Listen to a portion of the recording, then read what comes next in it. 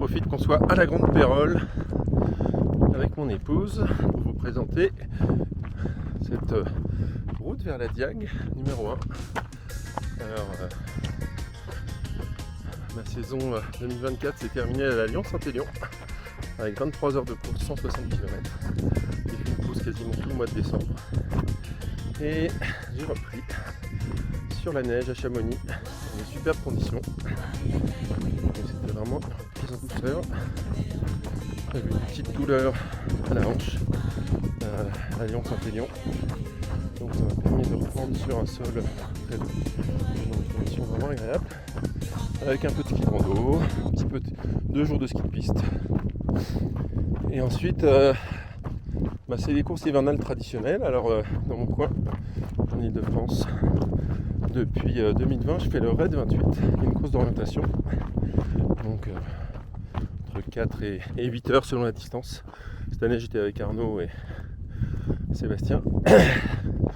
On a failli faire podium, on a fait 4ème, mais on s'est bien amusé. Et la semaine suivante, le trail de Bouffiemont. Là c'était une autre paire de manches, il faisait très haut mais très froid. Et on avait les pieds trempés puisqu'il y avait des énormes flaques de boue. Mais ça a bien travaillé le mental. Et c'était vraiment cool, c'est toujours très convivial. On papote avec les copains comme Roland que j'ai encore vu. Et voilà, c'est une belle orga, c'est un beau tracé.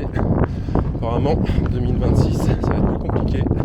L'ONF a un petit peu durci les conditions d'accès, notamment de nuit, ces forêts. Et on va s'adapter et on va y retourner. Voilà, ensuite, traditionnellement, je fais pas mal de ski de rando pour faire un bon petit volume. Et ça, c'est dans la vallée de Serre-Chevalier, la vallée de la Guisane, que j'ai fait ça fin février, avec des belles sorties de mon blanc du Galibier et la pointe de la Molette. Et puis on a fait un petit tour aussi vers l'Isor, vraiment cool. Et en fait, entre février et juin, on a profité de Dossard. C'était vraiment extraordinaire. Alors, je parlais des dossards.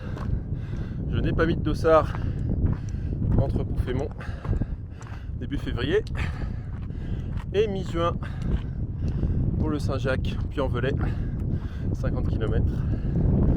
La seule compète entre guillemets que j'ai faite, c'est avec Delphine au mois de mai, avec 330 km de Race Across Belgium dans les monts des Glandes, dans le centre de Ypres, avec 17 heures sur la Seine.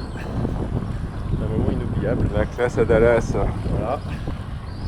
Et entre temps, en avril-mai, j'ai repris tranquillement dénivelé. On a fait un week-end familial à Serre-Chevalier. Il y avait déjà des sentiers déneigés. Ensuite, j'ai fait une petite sortie sympa dans les Corbières. Il y a un massif calcaire au bord de la Méditerranée. Et la colline d'Elancourt a rouvert au mois de mai. Ça a permis également, post-JO, de faire du dénivelé de manière assez agréable dans un cadre verdoyant et de manière efficace. Voilà, c'est comme ça que je suis arrivé au Trail du Saint-Jacques avec une forme assez correcte. Et le but de ce week-end, c'était d'assister les copains sur le 80 km. Et donc Lionel, Sabine, Delphine, Émilie étaient alignés sur la distance. Et un petit peu comme j'avais fait l'an dernier en Alsace, je me réservais le 50 km où Arnaud était aussi présent le lendemain, quitte à pas beaucoup dormir et quitte à faire cette course en mode détendu. Alors ça a été une course avec une énorme canicule.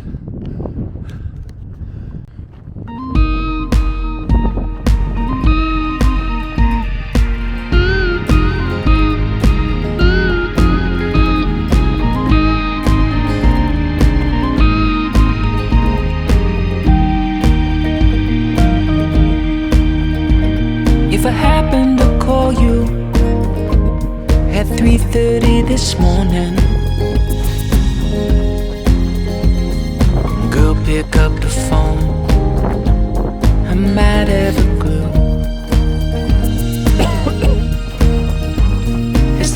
seems to travel down the road less taken. I might be a little drunk, in love with you. Please don't tell me, baby, please don't tell me,